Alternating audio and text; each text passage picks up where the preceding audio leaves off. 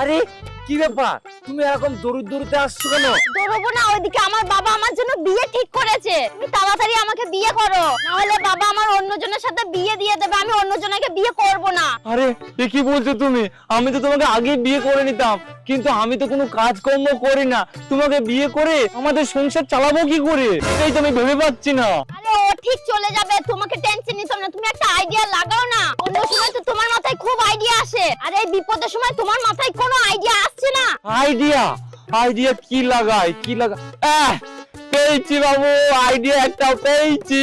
হ্যাঁ, কি কি কি তাড়াতাড়ি বলো, তাড়াতাড়ি বলো। আরে এই যে তোমাকে এখনই বলছিলাম না, বিয়ে করার পর আমাদের সংসার কি করে চলবে, আমি আইডিয়া পেয়ে গেছি।